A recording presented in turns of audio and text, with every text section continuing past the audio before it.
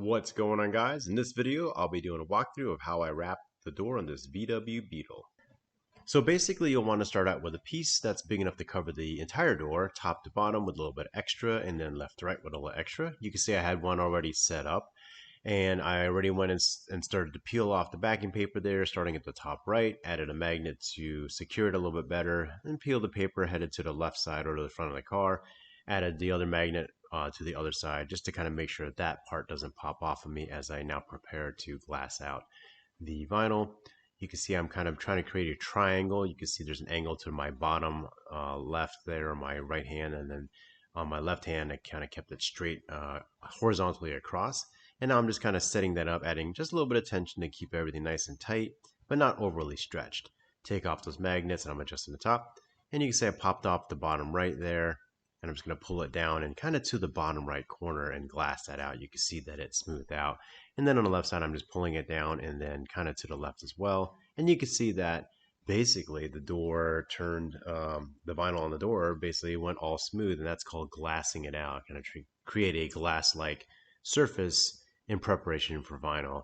The better you glass out, if you will, a surface, the easier it will be for you to apply the vinyl. What I'm doing now is I was setting up the top edge of the vinyl against the chrome trim, and I was just taking a little bit of time to tuck underneath. The chrome trim goes under the mirror and tucking it underneath really well there.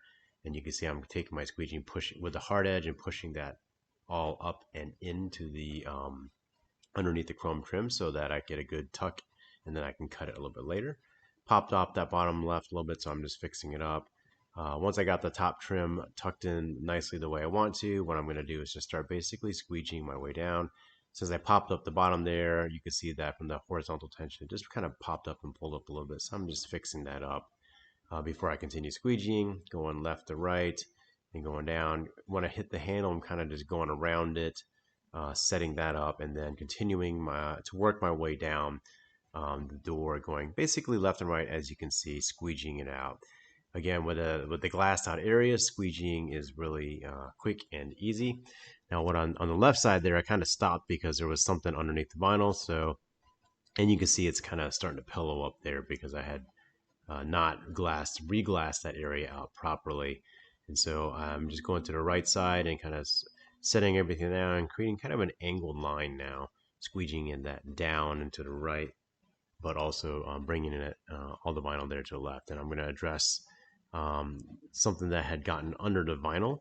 And so again, just kind of make sure that your vinyl before you get started is fully clean. I thought I had cleaned this up very well, but one of the things about when you peel off the backing paper, it creates a lot of static electricity, and so it tends to pick up dirt that could be in the air. It could be in a different part that maybe you did clean, and it just static electricity sucked it out, say from in between the fender pieces there, and brought it in. I've actually seen it pick up dirt from as far as 5 or 6 inches off. The paper or the vinyl was 5 to 6 inches off the floor, and the amount of static electricity just sucked that dirt right up. So now what I'm doing is tucking in all my edges along the bottom there, and then tucked the right side along the door edge. Use my finger to kind of make a smooth bridge, and now I'm going ahead and trimming out.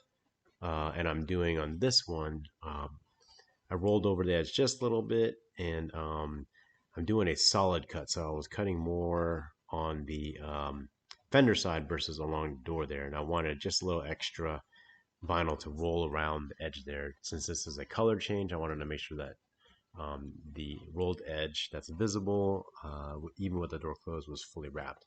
Doing the same thing on the front side of the door there towards the front fender. Same thing there. Leaving just a little extra so that I can roll that around the door edge so it looks fully wrapped even while it's closed. The bottom side there against that, I don't know, door bump guard, I just made sure I tucked all the vinyl in there, and then I'm just using my squeegee to help kind of get that guide started, and then I'm going to go ahead and cut across. And what I'm using my squeegee there to help me with is kind of make sure that I don't cut up into the door, and then I'm kind of keeping everything nice and straight along there. And you'll see that I had a piece of tape underneath the vinyl there on that door guard to protect the paint, to make sure in case I did accidentally slip a little bit, and it also provides a lower surface energy so that I'm able to tuck into that area a little bit better. Taking my micro squeegee after I cut and peeled away the excess vinyl and tucking in that very fine edge there by using my squeegee to give me a little extra, maybe a millimeter or two. I'm now just taking that little edge and tucking it in behind the door guard there so that it looks like the vinyl, there's no gap or no original color showing.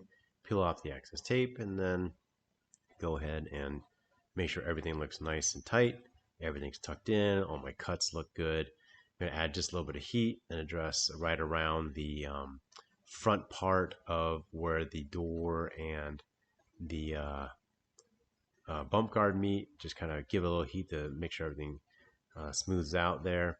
Now what I'm doing, I add a little bit of heat and I'm now tucking in that front part of the door. And again, I left just a little extra to roll around the edge, and so a little heat to make sure everything's squared away and tucked in using my buffer and my finger to get that in and rolled really well. And you can see I'm kind of pushing in and then kind of pushing behind the door now as well to make sure that the vinyl is tucked in nicely and that all the original color is covered. So I'm giving a little bit of heat now to the door cup, and with a little heat there I can then use my finger to kind of mold the edges there. What I'm going to do is I needed to get something on the other side, or no, excuse me, I went to reference the other door cup just to double check something before I proceeded to see where the holes were in particular. And then I'm just molding those edges and then going to add a little bit more heat to soften the vinyl, and then I can work that in to the cup itself. I wanted to make sure I knew where the holes were, where the handles reinsert into the door cup, so that I know which way to work the vinyl. And I know that on the front side, towards the front side, there's a hole there, so I worked it from the back to the front, basically pushing all that air to escape inside the door handle hole. Right now I'm just taking my micro squeegee, going along the very top edge there that tucks under the trim, and tucking in preparation for cutting. I want to make sure that I have a good tight tuck in there so that when I do cut, the line is clean and that there's going to be full coverage and no original color of the door showing once I do cut and then peel away the excess. Once I've got that tucked away nice and tightly, snap off a new blade so my blade is extra sharp. Kind of get the tip of the blade started in the very top, and I'm kind of angling up, so I'm kind of pointing up and cutting directly underneath the trim and kind of pointed up into the underside bottom of the trim to make sure that I do leave, just a little fraction of vinyl left so that that can tuck in very nicely underneath the chrome trim. Once I've done that, peel off the excess vinyl, make sure everything's tucked in nice and tightly. Use your squeegee, use your micro squeegee, use your finger, your fingernail. You can see I'm using my micro squeegee there to make sure all that vinyl is tucked in nice and tightly. Going to go ahead and open the door, check my edges, make sure that those edges on the front side there are rolled down nice and tightly so that no color is showing. Once I've taken a look and know that I'm satisfied with it, I'm going to roll over the edges here. I'm just taking my wrap glove and then just using that as a slicker surface to kind of just roll that over the edge.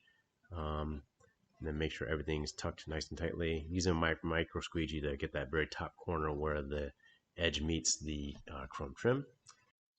So the last thing really to do on this particular project is to cut out the holes where the handle mounts go back into the door. And so I'm kind of just making sure everything's set up, getting my knife, and then I'm going to trim the whole pieces out.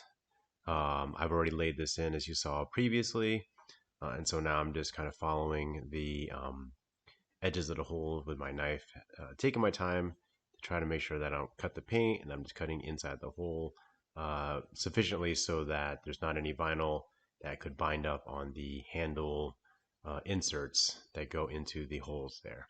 So I've got that one cut out. I'm going to go to the next one. All I did there after I finished that first cutout is make sure that any parts of the vinyl that were still lifted up a little bit from cutting and pulling off that piece are properly laid down and set and applied very well so that it does not come up.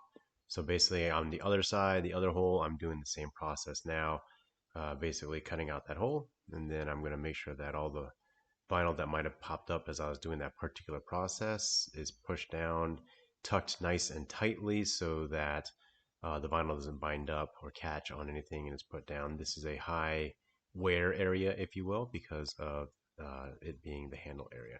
So for all intents and purposes, this door wrap is finished.